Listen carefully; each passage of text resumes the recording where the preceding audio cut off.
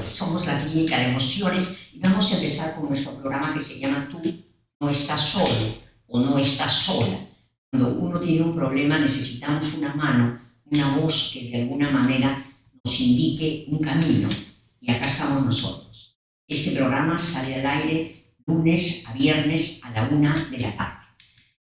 Voy a empezar diciendo de que nosotros, además de nuestras consultas y de estos programas, como No Estás Solo, también dictamos unos talleres. Los días martes tenemos taller. Ayer tuvimos un taller de 6:30 a 8, que se llama Renacer, y donde ustedes se inscriben y por Zoom pueden hablar y decir qué es lo que les pasa, y nosotros allí aplicamos nuestro método. Nosotros no damos consejos, porque cualquiera da consejos, pero el problema es que ese consejo y se internalice y que yo esté de acuerdo con eso. Todos damos consejos, pero de lo que se trata es que cada uno de nosotros se dé cuenta las emociones que se ponen en juego cuando tengo un problema. Y todos los sábados tenemos nuestro sábado terapéutico que se llama Encuentros. Este sábado vamos a tener un taller sobre resolviendo el bullying en familia. ¿Y qué familia no tiene conflictos? ¿En qué familia no hay bullying? Recuerden ustedes que entre los hermanos hay todo un conjunto de emociones, un complejo, porque no es simple, es complejo, es complicado. Tenemos amores, odios, rivalidades, celos, envidias, que tienen que resolverse en la infancia por los padres, pero a veces los padres se asustan frente a eso y no son capaces de decirle al hijo: hijito, tú envidias a tu hermano porque monta bicicleta, ya es grande y tú eres pequeña. No le decimos. Y entonces el niño siente que es malvado, no siente que la envidia es algo natural, que tiene que simplemente reconocerse. Entonces, para esto tenemos el taller el día sábado, que se llama Resolviendo el Bullying en la Familia. Y ahora justamente tenemos un caso, el caso de Gustavo, donde también hay un bullying familiar. Entonces vamos a analizar muy bien cómo se da el conflicto en la casa y cómo se produce el bullying. También siempre les decimos de que el sueño es la mejor vía para los sueños cuando estamos dormidos. Son la mejor vía para poder interpretar qué siente la persona. Todas las emociones que salen en el sueño soy yo, pero además todos los objetos también. Si yo sueño que, por ejemplo, viene un tsunami y me quiere arrollar, probablemente siento miedo. Ese miedo lo tengo en la infancia y probablemente ha sido la madre, porque a la madre hay una equivalencia con el agua. Entonces probablemente le he tenido miedo a la madre y cuando ella viene a gritarme siento que me arrolla. Entonces sueño después que hay un tsunami. Pero soñar ya es una maravilla, porque ya es como que veo cerca lo que me pasa.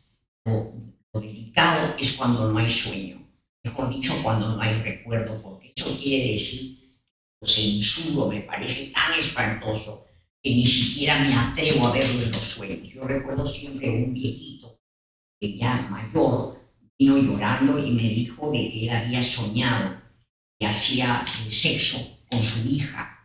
Entonces me decía: soy un hombre de lo peor. No, le dije, lo que pasa es que ahora ya no tiene tantas censuras porque por la misma edad que tiene, pero todos los padres también deseamos a los hijos, pero no lo somos capaces de verlo tan claro porque la sociedad lo prohíbe, porque es un tabú, porque desde niños nos enseñan que no puede haber sexo en la familia, pero la sexualidad la tenemos porque somos mamíferos y la hemos practicado en la familia durante miles de años.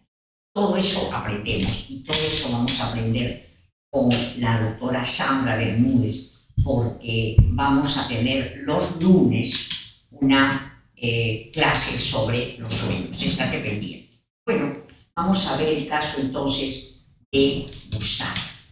Primero, gracias Gustavo por haber seguido el consejo de tu esposa para poder consultarnos. Gustavo tiene 50 años, tiene un solo hijo y él dice que el padre falleció cuando tenía 10. Escuchen bien, cuando tenía 16 años y los dejó desamparados. Desde entonces trabajé, dice, para mantener a mi madre, y algunos de mis hermanos fueron enviados a provincia con otros familiares. ¿Qué podemos decir de esta madre?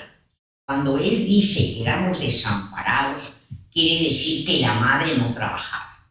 Y las mujeres hemos trabajado desde la época que éramos nómades. Quiere decir que tu mamá tenía un problema, o quizás tenía miedos, quizás era infantil, inmadura, pero no salió a trabajar. Porque cuando muere un padre y la madre sale a trabajar, entonces no nos sentimos desamparados. Puedes adorar a tu mamá, pero debe haber sido bastante inmadura, ¿no es cierto? Se asustó y entonces tú dices que te pusiste a trabajar para tus hermanos. Claro, como mayor podías trabajar, pero también la mamá era un poco inmadura, eso, ¿no? Entonces, además envía a los hermanos a provincia. Mamá por lo menos no era guerrera. Y tú como hijo mayor pregúntate si eres guerrero, ¿no? Porque a veces uno toma de la madre las características, especialmente el hijo mayor. Pero tu mamá, convalido mi juicio de que es inmadura, porque también decía delante de todos que tú eras su hijo más querido.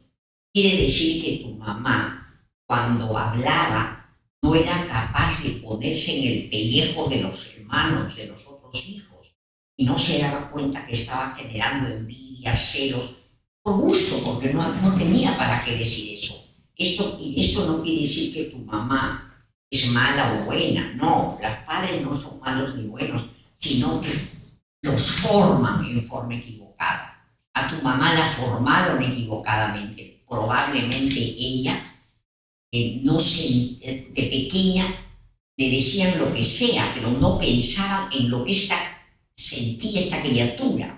Por eso ella habla, dice, tú eres el preferido, y no piensa ni siente lo que sienten los demás.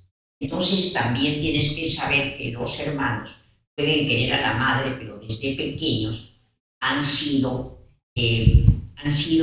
agredidos por la mamá, diciendo a él lo quiero. ¿Por qué? Porque cuando somos criaturas no decimos a él lo quiere más, 20 gramos más de cariño, no. El niño dice a él lo quiere, a mí no me quiere. Cuando los grita tu mamá o los ríe por algo, convalidan de que no lo quiere.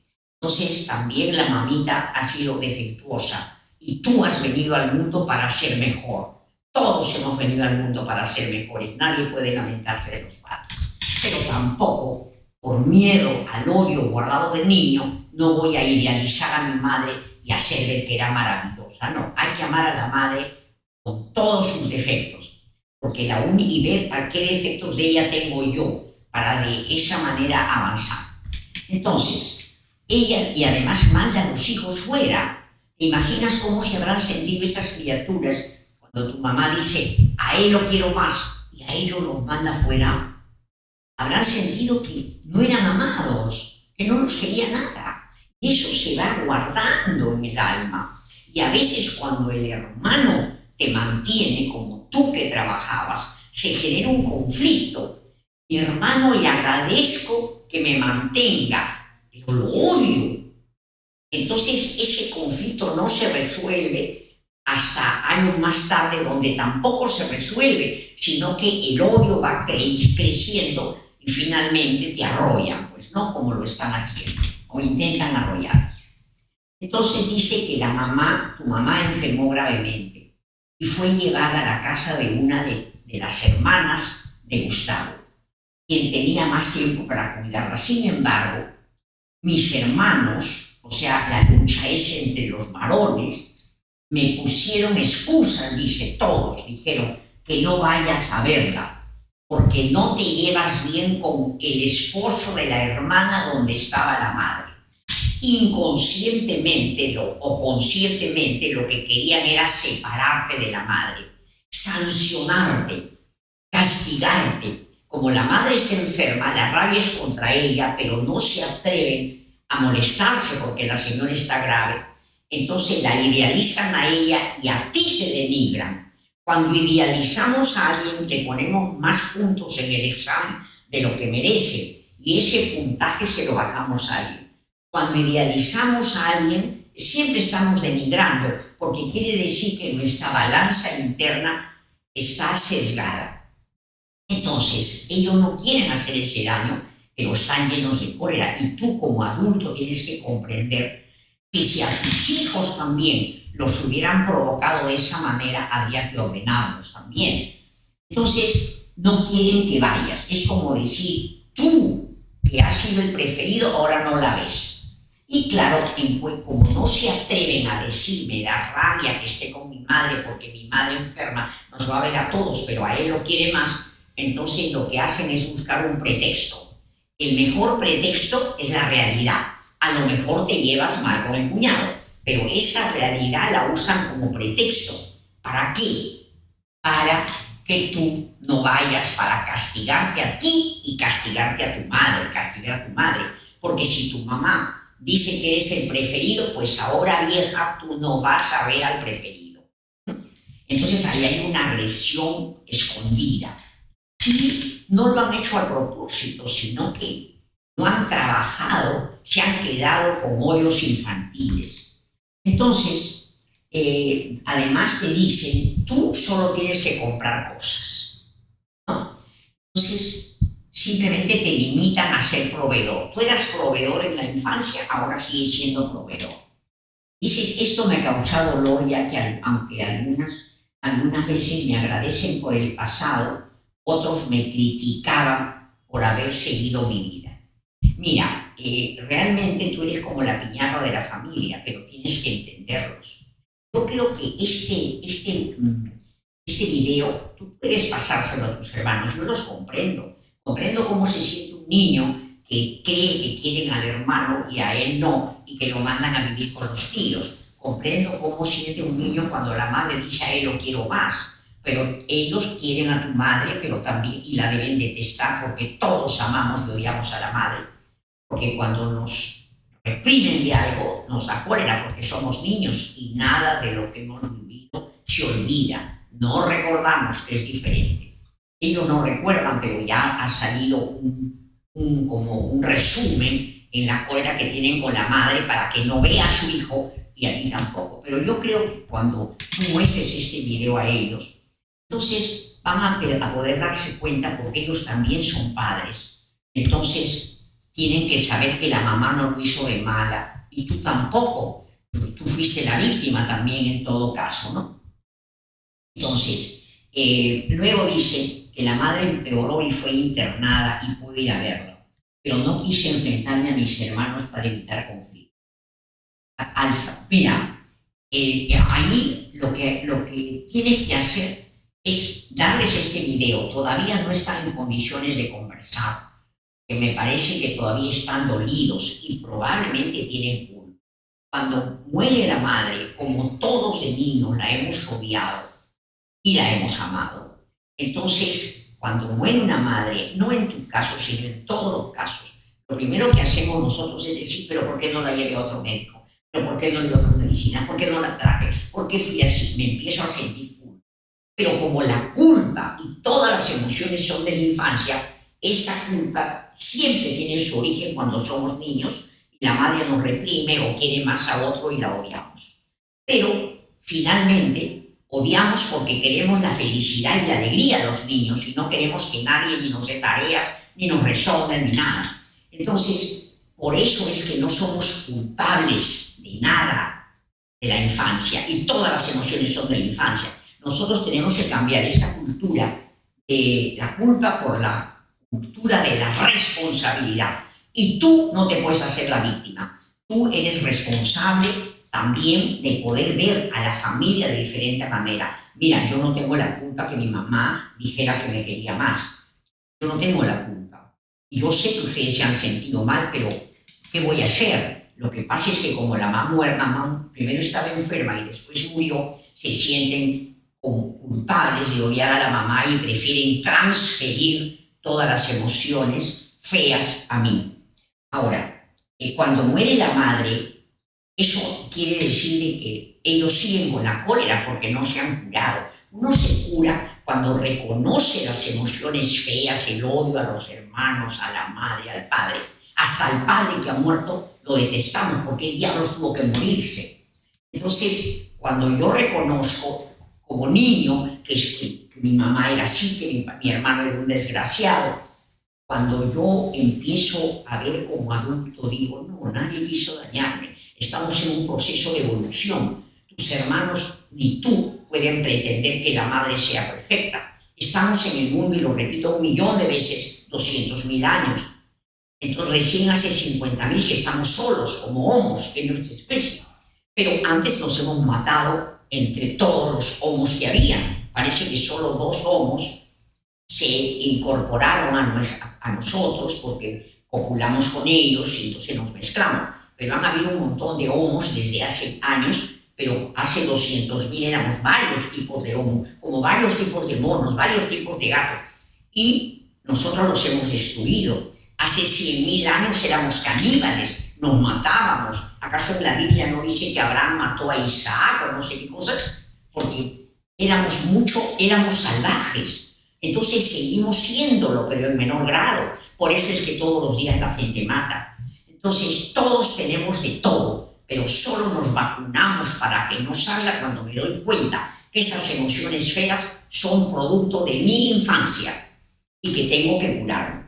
Entonces, claro, no te han invitado. ¿Está bien? Hermanos, no me han invitado porque probablemente han estado con cólera conmigo desde pequeños, pero si tú, hermano, o tu hermana hubieras sido también sujeto de que la madre te diga que tú eres la preferida, todos te odiaríamos, pero eso no quiere decir que tú tienes la culpa, también a ellos le puede pasar con sus hijos. Y más bien, esto que ocurrió en la familia tiene que servir a todos para que no repitan, porque lo que no es consciente se repite. Entonces tienes que tomarlo tú con serenidad. Acá lo principal es que tú no lo hagas, no repitas eso con tu familia y se acabó.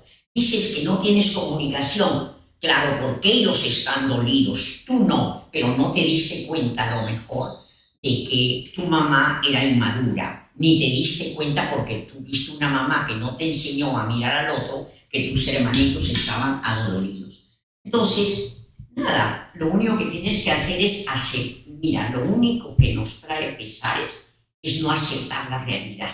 ¿Cuál es la realidad? Que tus hermanos están perturbados explicablemente porque han tenido la fundamental cólera contra la mamá, pero no se atreven porque se ha muerto. Y si mi mamá ha muerto, yo tengo que darme cuenta que dentro de mí hay una rabia contra ella. Los muertos no se vuelven santos, ¿no es cierto? Decía Borges. Entonces es igual, la mamá era inmadura, pero esto tiene que servir para que esto no se repita. Y nada más, tú tienes que comprenderlos. El que comprende, el que sabe lo que pasa, tiene la obligación. Así es que no te hagas la víctima ni nada. Al contrario, felicítate que estás en mejores condiciones. Pásales este video. Nada más, yo he estado contenta de estar con ustedes. No se olviden, los sábados tenemos una cita, sábado terapéutico, y también los lunes tenemos clases de sueños y un montón de actividades. Así es que pasa la voz a otras personas y tienen que saber, Gustavo, que con saber el problema no te arreglas. Es como que un ingeniero va y ve que la casa, el piso está chueco, la pared está chueca. Bueno, ya felizmente te lo ha dicho, pero ahora a trabajar. Así es que vente a nuestros talleres, puedes venir y tomarte unas pruebas para avanzar en tu terapia, porque esto no se pasa porque tú sabes el problema. ¿Por qué? Porque tienes una porción de cólera infantil también, y ahorita te he dicho algo sensato, pero mucho más peso está en la balanza de tus cóleras. Así es que piensa en esto y nada más, empieza a comprender y vente para ayudarte. Nada más, un abrazo para todos. Soy Carmen González de la Clínica de las Emociones.